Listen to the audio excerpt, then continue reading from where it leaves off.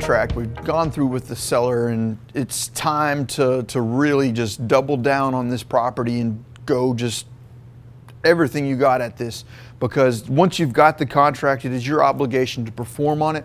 It is your obligation to that seller to do what you told them you were going to do. You said, I'm going to buy your house. If you're planning on wholesaling this, then I would have expected that you inform them up front that it was your intent to wholesale this, so that way these people are making an educated decision on their property and their livelihood. Because if you go in there and you are unable to perform and you've burned the timeline that these people have to sell their property, you are doing a disservice, and I don't want that to happen. Make sure you set the expectations properly and that you can perform. Part of that performing is going to be in this section right here, stopping the foreclosure. One of the very first things I need to do, like if I get a contract at noon, at 12:01, I need to be on the phone with the bank and getting that bank ready to process and get this thing ready to stop foreclosure, whatever it needs to be. So one of the first things I'm going to do is submit the third-party authorization. I'm going to need to contact the bank, find out who they want this submitted to, how they want it submitted, fax, email, direct mail, whatever it ends up being. They're going to image this into the system. I'm going to ask them how long this should take. What I mean by image into the system is once they receive the document, they're going to take it through some form of document review and then attach it to that seller's file at the bank. Sometimes they can say, oh, I can have it done in 24 hours, 48 hours, 72 hours. Sometimes, depending on the bank, you might be able to say, hey, I'm emailing this to you right now, and they can confirm it right then and there. So smaller banks, bigger banks, different policies, find out what their policy is. So go ahead and get that submitted. I'm going to need to confirm that the third-party authorization has been imaged each and every time I call until I know for a fact that it has been imaged. There is no way to count the number of times I have submitted third-party authorizations for imaging to find out 48 hours into it that it hasn't been done yet. Go ahead and resubmit. For whatever reasons, the bank's processes seem to have some fault, and getting items submitted and imaged into the system can be difficult. So it's important to follow up daily, potentially hourly, depending on how big of a time crunch you're on, to make sure that your TPA is on file. But remember, if while we were at the seller's house, we got the seller to call the bank up and provide a temporary authorized user on their account while we were there, we've got a little bit of leeway there. If you were unable to do so, TPA is going to be your number one resource. Okay? You're going to need to confirm the payoff with the bank. I'm going to try and request that while I'm with the seller, but I'm going to continuously update and confirm that it has been provided. I need to know what the reinstatement amount is. That means how much money am I going to have to come up with to bring the loan current. And I'm also going to need to confirm the payoff, which is how much do I need to bring to the table to purchase this house and clear the lien.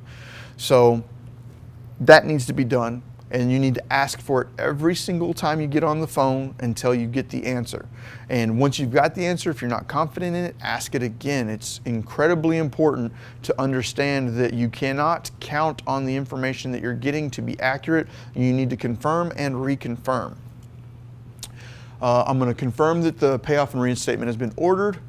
Confirm the sale date every time I'm on the phone. I don't care what's going on. Every time I'm on the phone with the bank, I need to confirm the sale date. It might change. It might change unknown to me. It might change without any warning whatsoever. And since that can occur, you need to always make sure that you are on the same page. I'm going to talk about that in the next slide with your trustees and or foreclosing attorneys. Let's talk more about that. Request a forbearance if I want one. Forbearance meaning just saying, Mr. or Mrs. Banker, I know that you have this property set for auction on a specific date. Could you give us another 30 days to take care of X, Y, or Z?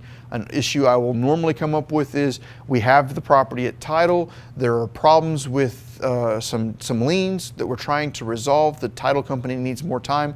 Can you give us another 30 days? It's not uncommon for a bank to do that, but at the same time, it's not necessarily required of them. So every time I get on, I'll ask for one if I want it. And if I really need one and they're giving me some pushback and they're not, giving us the time that we need. A tactic that might work for you, it might not, I'm not saying yes or no, would be to mention something along the lines of, and be careful on how this is. I'm not a lawyer.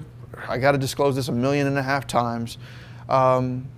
Just say something along the lines of, the seller is considering and or potentially planning to file bankruptcy if required to extend this sale date.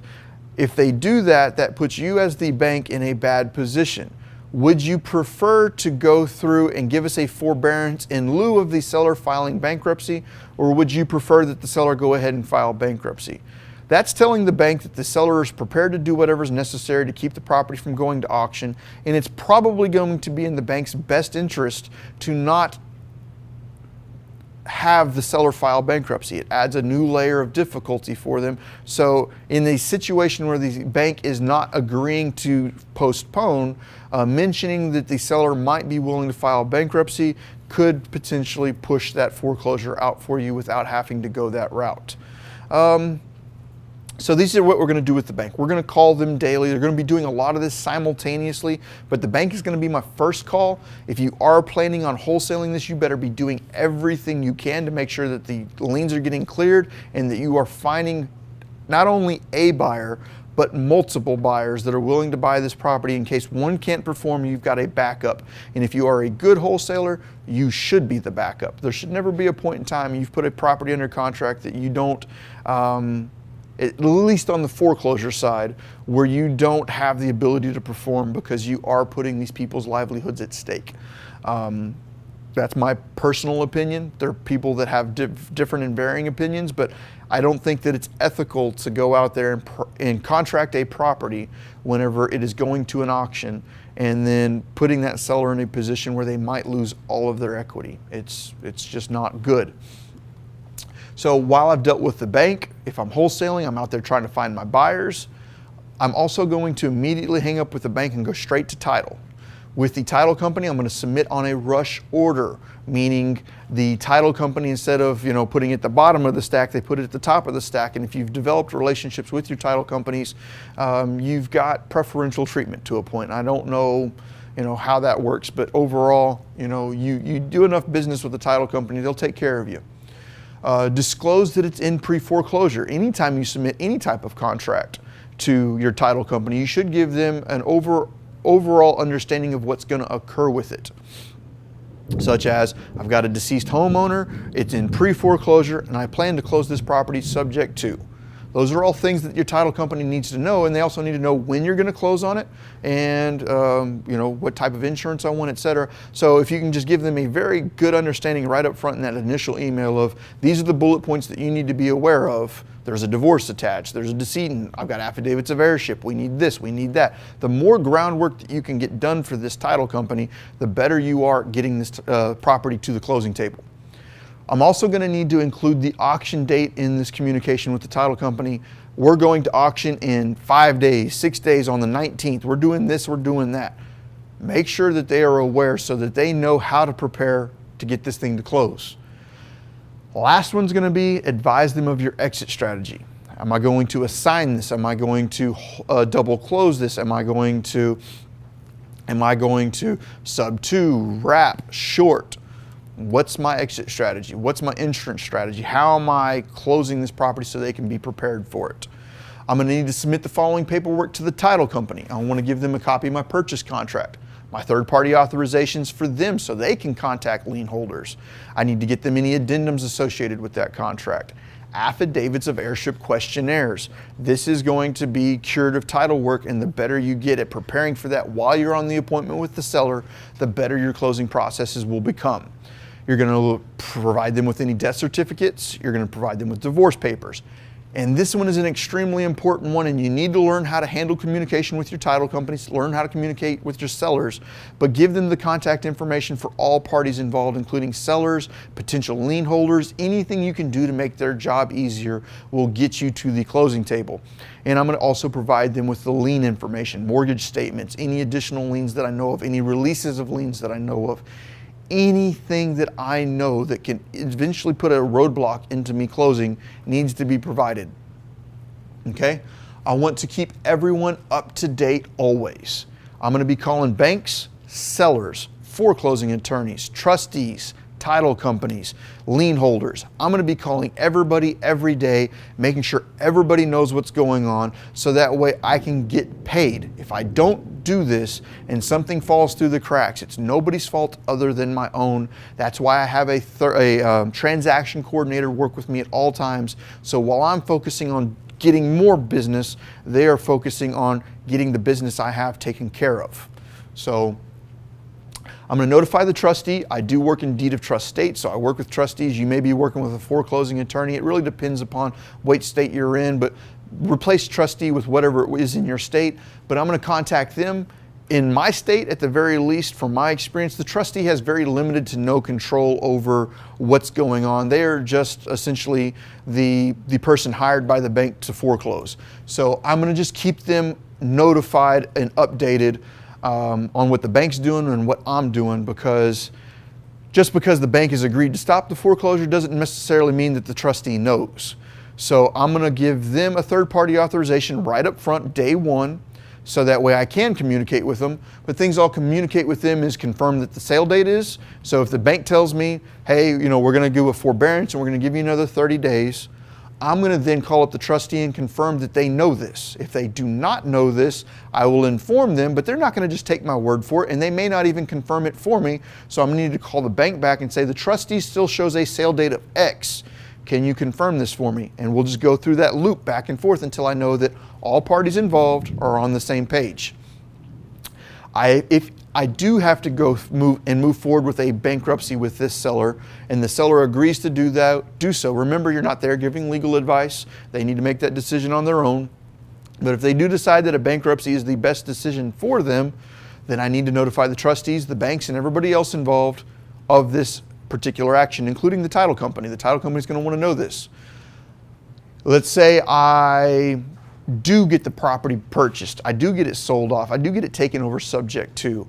I need to notify the banks, everybody else, including the trustee, that the property has been sold and they need to stop the auction. If they do take it to auction after you've bought it, that's no big deal, but it's going to cause you a little bit of problems because they'll take it to the auction. You're going to have to prove that you bought it beforehand, get the auction reversed. It turns into a headache, but from my experience, don't be too worried about it. But it's best to send over proofs of wires to eliminate any potential issues you could have. I'm going to be pushing the title company hard to get me a title commitment as soon as possible. Now, you need to be within reason on this. It's not like I'm going to submit a title at 8 a.m. on Monday and have it back at 8:01 a.m. I would expect within 24 hours on a rush order to be able to get it, and definitely within 48. So your title companies may be different. My experiences, your mileage may vary. 24 hours though, I want my title commitment, because that title commitment is going to give me what I need to clear the title. Clearing the title can be very simple, as in there's no encumbrances to deal with outside of the original lien holder, but you're going to quite often find that there's more problems inside of these sellers' lives other than just their primary residence, and it's going to reflect in your abstract of title, my title commitment. So I need to get it. All exceptions from title under Schedule C, any encumbrances of title, I need to get those removed or accept and purchase them subject to. Be clear with what issues, liens the title company has to make sure you have the right to team. Oh man, I just butchered that all up. Give me 2 seconds to rewind on that. Be clear with what the issues / liens the title has to make sure you have the right team to clear them up. Once you get the title commitment back, if you do not understand what that is, go watch the class from Shyla Trout there from Rita McGee. She will review and talk about these types of things. But the title company may not have the ability to clear all these liens on their own. Like maybe they need a copy of a divorce decree. Yes, they can go out and request that a certified copy be given to them. That might take them 7 or 8 days to happen. Or you and your team, that's why I say you need to have the right team backing you, can go out there and get that done for the title company in a few hours. Always be prepared to ask the title company, what do you need from me next? So that way I can get it to you. Don't just throw it at them and expect it to happen. Don't forget your local homestead laws. These could help you clear up issues. If you are familiar with how your laws in your state work revolve around homestead, there might be judgments placed against the house that do not have the right to be there. You might be able to use your homestead laws to clear those from title and create equity where there was previously none. That is a very big tip. You might not get that off the beginning, but let's say I have 20 other investors in front of me that all made a $70,000 offer on a house that had $90,000 worth of liens in it. So the seller said, you know what? I can't sell you the property. I show up and I say, hey, I want to offer you $70,000 for this property. Oh, you have a $90,000 against it. Well, how much do you owe on your first lien? And then I find out they only owe $40,000 on their first lien. And then I find out that some of these extra liens against the property are liens that should not technically be there by law. Well, I might be able to go out and pursue those people that have placed the liens and judgments against this property and get them removed from title without paying them off. If I can do that, I can create equity with limited effort by removing these judgments and give me an opportunity to purchase a house and make some more money. Always use the right tailored team for the problem. I personally have title attorneys that are really good for closing out short sales. I have different teams that I work with for closing out subject to transactions, different teams that I work with for closing out traditional transactions. You need to tailor your circle with rock stars, and rock stars are going to have focus because that's their specialty and that's what they do the best. So I try to find those people within my network and partner up with them in some form or fashion and or utilize them within my team. Getting that cleared is important. Okay, once I've got title clear, I'm constantly communicating with banks, I'm constantly communicating with sellers, title companies, I'm communicating with trustees and everybody else in between. I get that title clear, I'm good to close. Once I'm good to close, let's take a look at that. Let's say I'm getting close to the end and I'm not good to close. For whatever reason, I've still got problems that are going on and I'm running out of time. What do I need to do? We've discussed this in several of these videos and I'm reiterating it yet again here. There are some options as we get closer and closer to that sale date for getting these foreclosures stopped.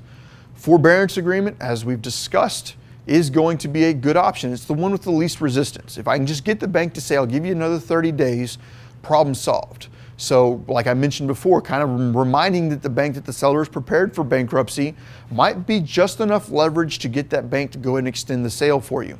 Especially if you can notify the bank that you do have the property within title. If you have the title company reach out and just say, hey, we are trying to get this file closed. We are ready to close, but we have an abstract of judgment that was filed in 3 years ago that is needing to be cleared before close. I'm waiting for a response back from them. Can you give us another 30 days? If you can get your title company to do that, get you to do that, get the seller to do that, a lot of the times the banks will go ahead and give you that extra 30 days. If they don't, be prepared that a bankruptcy might need to occur. That's going to be the seller's decision, but if the seller is willing to do that, a bankruptcy filing should stop the foreclosure. It's almost a guarantee. Outside of a habitual bankrupt or somebody that files like 5 times in 1 year, outside of those scenarios, the bankruptcy is going to stop the sale for you. The last one is if this is a deal that I've already done the due diligence on, I feel comfortable with the transaction, and all I'm waiting on is title insurance or something along those lines, but there's enough of a deal there that I feel comfortable with it, just go ahead and purchase the property subject to right then and there, so that way I can get through it and then close it out in a traditional fashion afterwards. But that's going to be based upon you, your experience, and your comfort in that deal. There's a lot more to discuss on that as far as just overall, technique, thought processes, and just little different things here and there. Go ahead and open up the conversation in the comments below. I'll try and jump in and add my thoughts as y'all continue going through this. But we do have the comment section below specifically for you to work together as a team and help build each other up. That is what the Propelio Academy is here for, to help build ethical investors and train them on how to do this business the right way. So for those of you, this is Propelio.com, your #1 resource for websites, marketing, lead lists, automation for your real estate investing business. Go check us out. Free subscription, no credit card required. Go check it out.